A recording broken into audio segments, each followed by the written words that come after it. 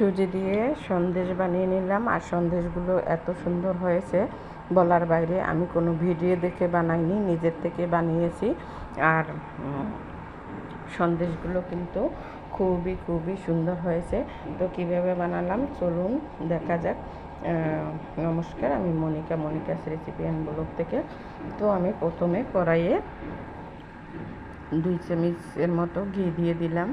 ঘিয়ের মধ্যে আমি সুজিগুলো ভালো করে একটু ঝুরা করে ভেজে নিব। কম তাপ দিয়ে, চুলার তাপটা কম রাখতে হবে, নাহলে সুজিগুলো নিচের থেকে পুড়ে গিয়ে কালা হয়ে যাবে। তার কম তাপ দিয়ে একটু সুজিগুলো ভেজে নিতে হবে। আর সুজিগুলো ভাজার সময় খেয়াল রাখতে হবে যাতে লেগে না যায় এবং ঝুরা হয়। আর ঝুরা করেই ভেজে নিতে হবে, বেশি ভাজলেও আপনি এই যে দেখতেই পাচ্ছেন ঝুরা হয়েছে। আর যখনই দেখবেন যে ঝুরা হয়েছে তখনই মনে করবেন সুজিগুলো ভাজা হয়ে গেছে, তখন নামিয়ে নেবেন। আর এভাবে করে ভাজতে হবে। আপনারা যে যতটুকু পরিমাণ দিবেন ততটুকু দিতে পারেন। আমি 1 বাটি সুজি নিয়ে নিলাম, এখানে দিয়ে দিলাম আমি দুধ। এটা হলো গুঁড়া দুধ, গুলে ঘন করে দিয়ে দিলাম। আর গুঁড়ো দুধ দিয়ে ভালো করে একটু জাল করে নিব।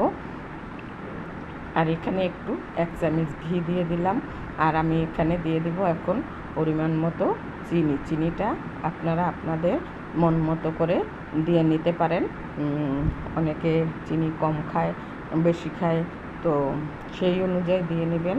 তো আমি দুধটা ভালো করে জাল করে নিয়েছি, এখন চিনি দিয়ে জাল করে নিয়েছি। এখন সুজিগুলো আমি অল্প দিব আর নাড়া দিব। একসাথে দিলে দেখা যাবে যে সুজিগুলো দলা পেকে যাবে। তো কম দিয়ে সুজিগুলো তারপরে জাল করে নিতে হবে, একটা ডোয়ের মতো চলে আসবে।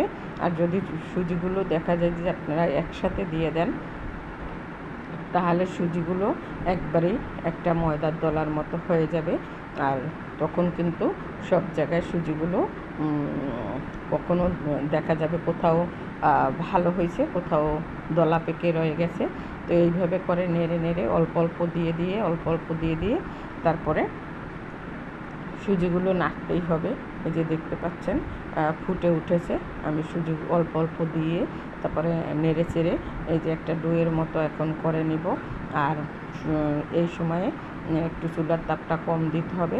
আর এই সুজির মধ্যে আমি কিছু দিয়ে দিলাম কাজু বাদাম। আর কাজু বাদামটা দিলে আমার কাছে ভালো লাগে, সেজন্য দিয়ে দিলাম। আপনারা চাইলে দিতেও পারেন, নাও দিতে পারেন। এখানে কিন্তু আপনারা পেস্তা বাদামও দিতে পারেন। দেখতে পাচ্ছেন একটা ডোয়ের মতো হয়ে গেছে।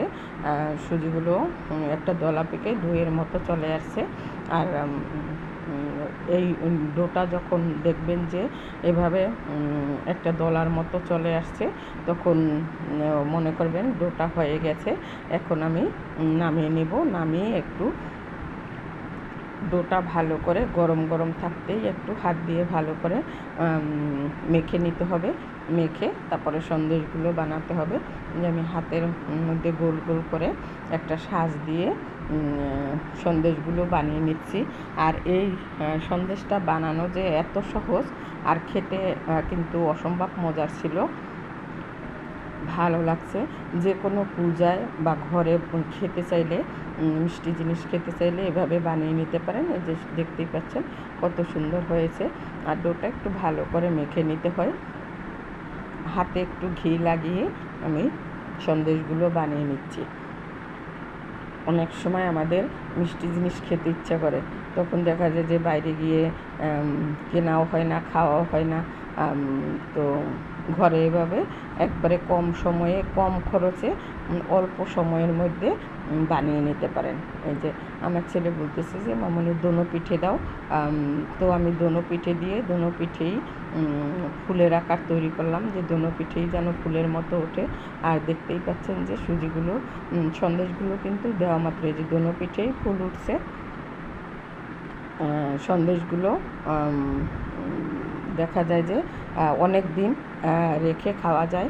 যে আমার সন্দেশগুলো বানানো হয়ে গেছে, তো দোনো পিঠেই ফুল উঠছে। সুজির সন্দেশ বানানো ভিডিওটা ভালো লাগলে আপনারা লাইক কমেন্ট করে জানাবেন, ভালো লাগলে শেয়ার করে রেখে দিবেন। আপনারা নিজেরা বানিয়ে নিতে পারবেন। সকলকে অসংখ্য ধন্যবাদ।